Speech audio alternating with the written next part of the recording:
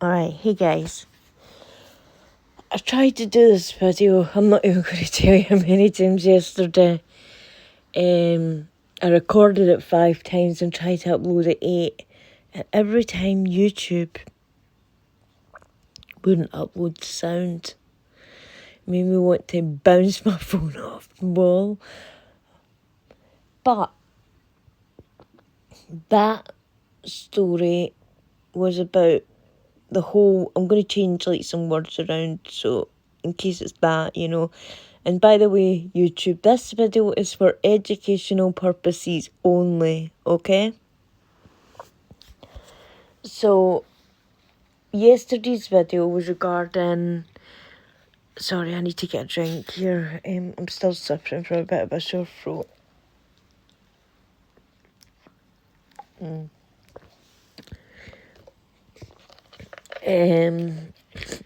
So yeah, yesterday's video was about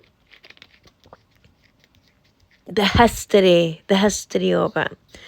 I want to take a look at the modern day S.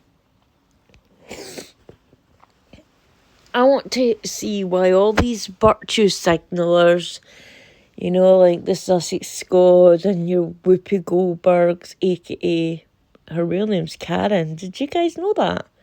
She kind of looks like a Karen, doesn't she? Anyway, I want to look at modern day. And I want to know why they aren't shouting from the highest rooftops about this being wrong. I want to know why it's so important to them that people who are gone hundreds of years, maybe their ancestors, and while it's still very, very sad what happened, it didn't happen to them, okay? They wouldn't know S if it spat in their face, okay? The people alive today, the white people, we've never owned S's. It's a foreign concept to us, so I just want to know that if they're so bothered about people who have been gone for hundreds of years, why aren't they bothered about their brothers and sisters in S right now? So this is from Wikipedia, okay, which is a reliable source. And as I said, this is for education only, okay? So the continent of Africa is one of the region's most rife in contemporary S. S in Africa has a long history within Africa since before historical records, but intensifying with the trans-Saharan and Indian Ocean S trade. And again with the transatlantic S trade, the demand for S created an entire series of kingdoms such as the Ashanti Empire, which existed in a state of perpetual warfare in order to generate the prisoners of war necessary for lucrative the export of S's. These patterns persisted onto the colonial period during the late 19th and 20th century, although the colonial authorities attempted to suppress that bad word. From 1900, this very limited success, and after decolonisation, the bad word continues in many parts of Africa despite being illegal. Well, technically it says illegal. So in Sahel region, and to a lesser extent of the Horn of Africa, exists along the racial and cultural boundary of the Arabized Berbers. I'm sorry if I'm butchering your language, please excuse me. In the north and darker Africans in the south. The bad word in the Sahel states of Mauritania, Mali, Nigeria, Chad and Sudan. In particular, continues centuries-old pattern of hereditary servitude. So that means if your family's an S word and then you're born into that family, you automatically are an S word as well. Other forms of traditional S exist in parts of Ghana, Benin, Togo and Nigeria. There are other non-traditional forms in Africa today, mostly involving human T and the enslavement of child soldiers and child labourers, e.g. human T in Angola and human T of children from Togo, Benin and Nigeria to Gabon and Cameroon. That's absolutely vile. I mean, these are children here. Bloody children. Modern day S in Africa, according to anti-S societies, include exploitation of subjugate populations even when their conditions is not technically called S.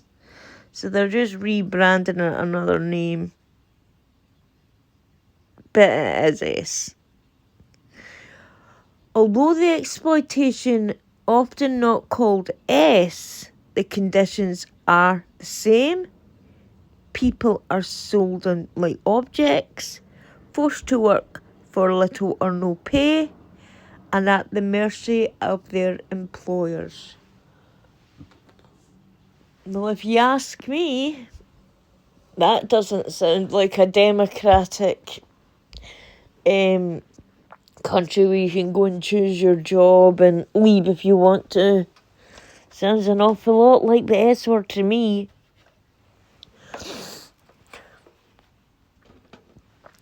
Forced labour in sub-Saharan Africa is estimated at 660,000 people.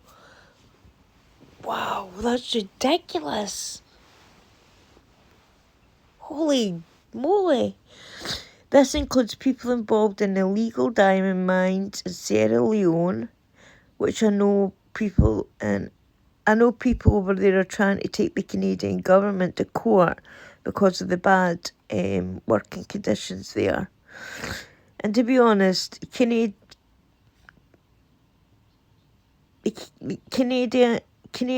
well, I don't know where Trudeau is, he's kind of like a little dictator upon himself. But the Canadian companies should know better, they're a first world country. Treat your workers well, So Sierra Leone and Liberia, which is also a direct result of civil wars in these regions. So we're going to go on that 7 in every 1,000 people in Africa are S's.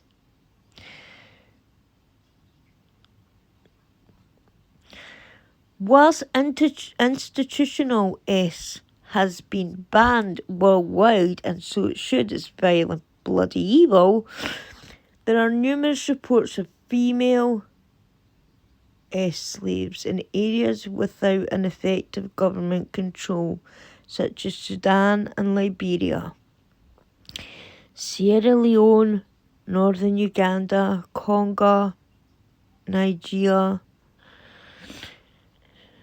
etc. In Ghana, Tonga and Benin, a form of forced religious I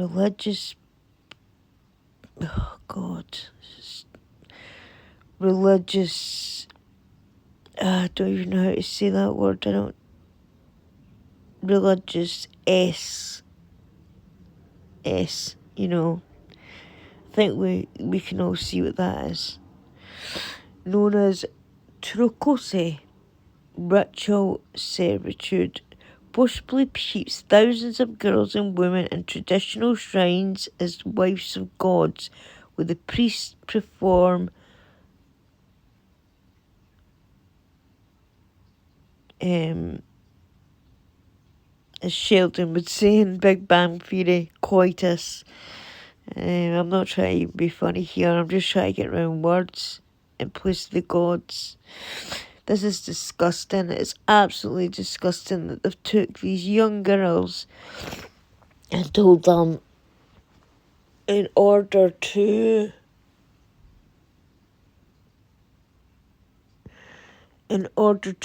serve our gods, you have to sleep with these nasty old priests. Forced labour is defined as any work or services which people are forced to do against their will under the threat of some form of punishment.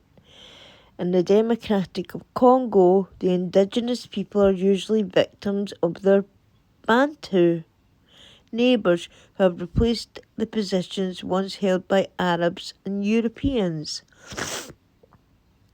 We must work for the Bantu masters. We cannot refuse to do so because we are likely to be beaten or be victims of insults and threats. Even though we agree to work all day in the fields, we are still asked to work even more. For example, to fetch firewood or go hunting. Most of the time, they pay us in kind.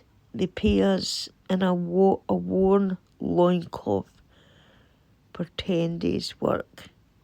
We cannot refuse because we have no choice. That's no words. I think this is the bit that's going to get me. The trading of children has been reported in modern Nigeria and Benin. The children are kidnapped and purchased for $20. $20. Each buys Essers in poorer states such as Benin and Togo and sold on to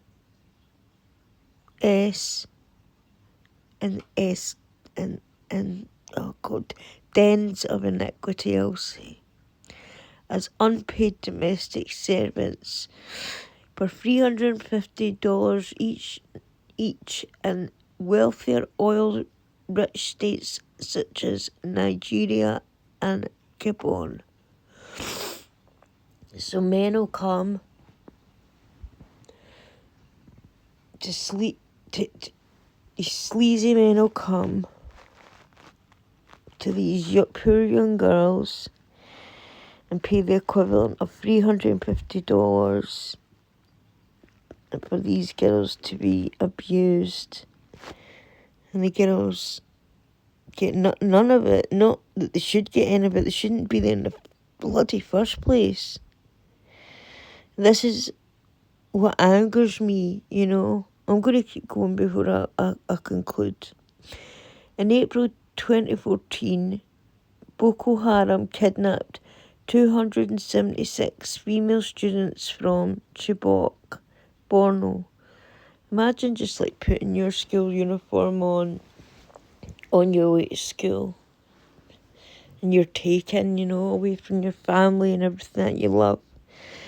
50 of them escaped, but that still leaves 226 that have remained.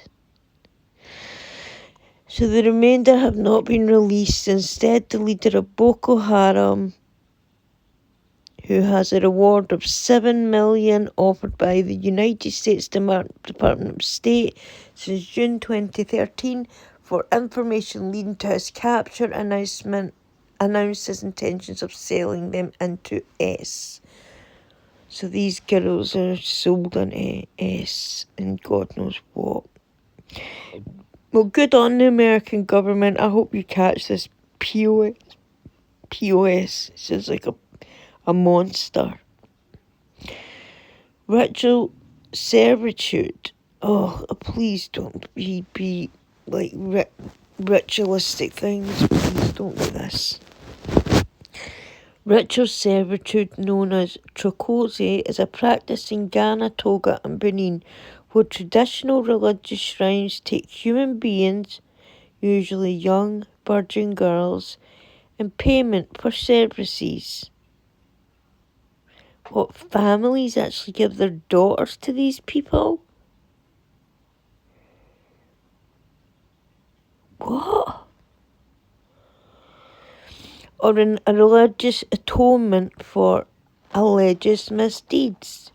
But they even give their child to these people if they think they've sinned.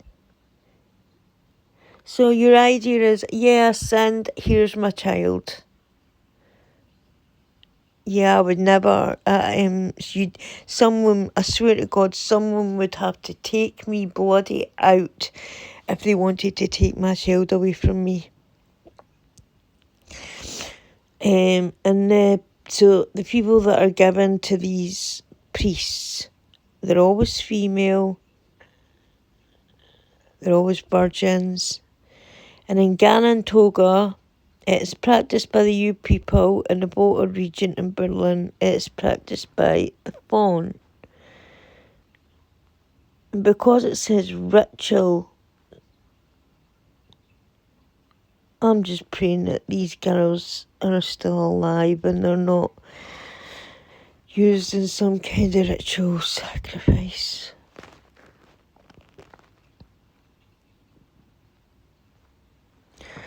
And then we've got all the slaveries, and I've said it there, sorry, please. Don't take my voice away, YouTube, please don't. Chad has S's. They have children that are sold to Arabs by their parents to pay due to poverty. So Arabian guys will come and buy these children. There was a case here in Britain not that long ago. Well, there's been several, but I think I've had to tell you them all. I definitely wouldn't get this video up. But we had some Middle Eastern guys coming over in these dinghies, and when they get here, they get a phone, they get 5-star accommodation, in Kensington, the place where Princess Diana lived. The place is just beautiful. The place where William and Catherine, the Duke and Duchess of Cambridge, live. And they moaned and they said it wasn't good enough for them, as if the places they came for were like 10-star Hiltons. We even moved our soldiers, in which I used to be one of, out of our barracks. And if you've been in an army barrack, it's spotless. It's got to be kept spotless, you do this for pride and presentation, and also like keeping things clean keeps germs and things that away. And they even moaned about that, saying it was inhumane. Inhumane! I was so angry. I thought, it's good enough for our soldiers, but not good enough for you lot. So we give them clothing grants, and they buy their like Nike Air Max and their designer clothes, which annoys me because so many families in Britain could use that money. But they also, as I said, get this mobile phone. One of them was just caught trying to meet up with two 13-year-old girls. And do you know what his defence was in court? His defence was, in his country, because church and state isn't different over there. In his country, when a girl becomes 9 to maybe 10, 11, I don't know. But I'm sure he said 9. She's technically a woman, which means she can get married and do women bedroom duties. 9 years bloody old. And that was his excuse at court. He thought that he could come over here and meet up with children and it would be okay. And he had to be told that, no, there's an age of consent here. What you done is wrong. I don't know what happened to him, but I do know that there's hundreds. I'm not even talking hundreds. I'm talking about thousands. Just look up a case called the Rotherham. Rotherham. GROOMING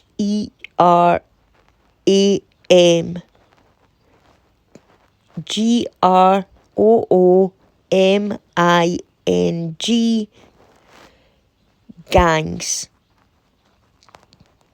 And this is just one cell where over 2,000 white young girls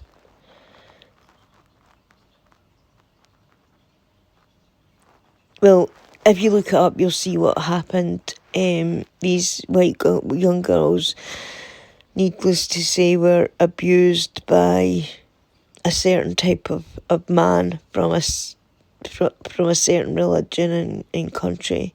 Not that I'm saying like all religions and that are bad, but over here it just seems to be this one particular country and religion that's doing this kind of stuff. I could like throw up a picture of all the men that's been charged and you will be shocked. There's hundreds of them and they all come from places like Somalia and Pakistan. In fact, that's the only 2 places they seem to come from. And they don't have any regard for our children. They've got derogatory names for them. But anyway, I hope that little scene just doesn't get me silenced. Because I'm only speaking the truth, this is stuff that's in the news. It's in, if you type it into Google, you'll find it. And it's bad. So we've got Chad, where we've got more child. The Congo, just as bad. Ethiopia, it's children's rights and protective expert of the Ministry of Women Affairs say that some students conducted in Dire Dawa and 3 other towns of the country indicated that the problem of child tea is very serious. About 1,000 children were taken via Dire Dawa to countries in the Middle East. And you know what's going to happen. They're going to be married off as child brides and lead a life of hell.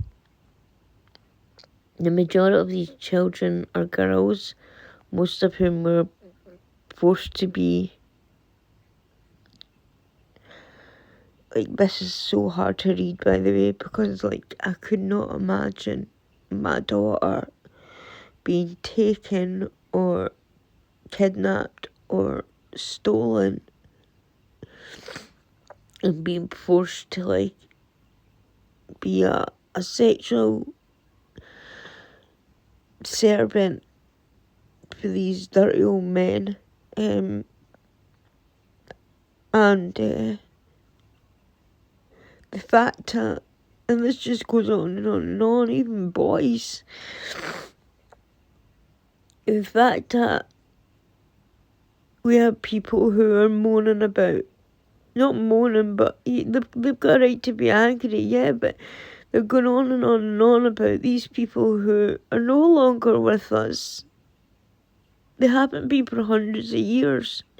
Yet we have children, actual children, being stolen. And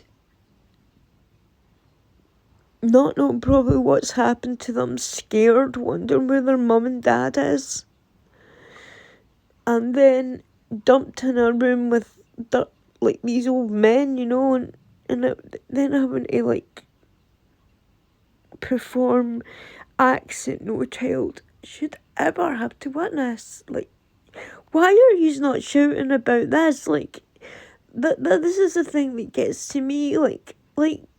You take pictures out of context to Catherine and William saying that they're meeting people through fences, but when you zoom the picture out, they're on a football pitch, and there's even a black football player there that's doing the exact same. You seem to think that's big news. No, that's not big news. This is bloody big news. These are the people that are our future, And it even reaches oh God, to China,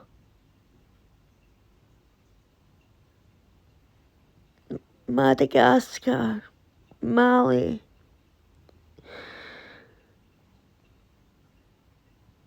Mauritania. I don't know how to say that. Look at this. We didn't learn this history in school. We simply grew up with a social hierarchy and lived it. S's believed that if they do not obey their M, they will not go to paradise. They are raised in a social and religious system that every day reinforces this idea. So imagine being a young child, put in a room with a sleazy old man and refusing to do what he's asking to do. And then you've got it ingrained in your soul that if you don't do this, you won't go to heaven. Well, child, you will go to heaven. It's the evil piece of crap that's doing this to you that's going to go to hell. So, why, I hear Whoopi moaning about it. I just hear everyone virtue signal about it. If this subject means so much to you, if it means so much to you, not just for your ancestors, but for the people from the country that you came to originate from, do something about it. Shout it from the highest mountaintops, raise money, do bloody something. But no, you can't. Instead, you've got to be virtue signalers and play the victims. Oh, woe me. My ancestors did this, and this, you didn't, but your ancestors are gone. These people aren't gone.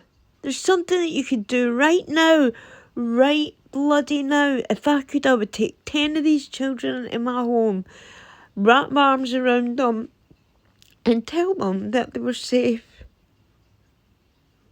that they wouldn't have to worry about any man or anyone abusing them again. It shouldn't take for a white person sitting in the UK shouting about this, It should take not just obviously white people, but black people as well. It should take all people to say this is a fucking outrage. And it shouldn't be happening. Not in the year 2022. Oh.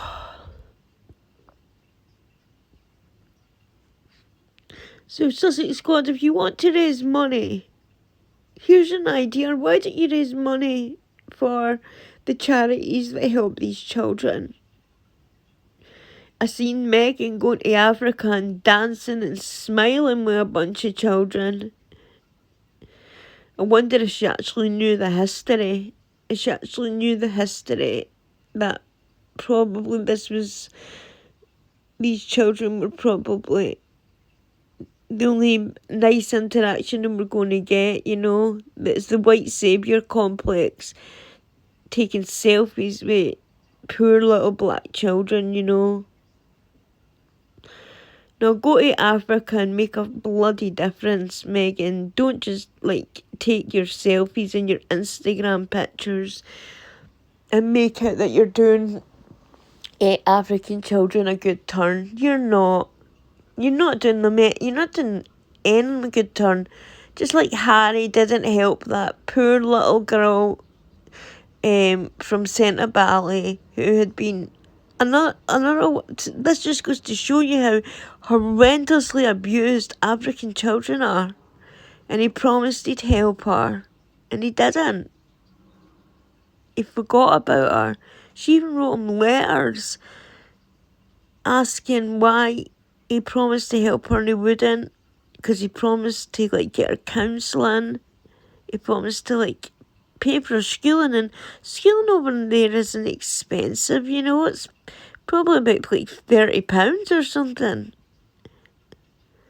Why don't you raise money for that little girl, you know? Give her a better life.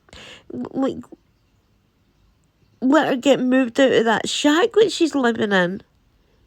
Show her some decency.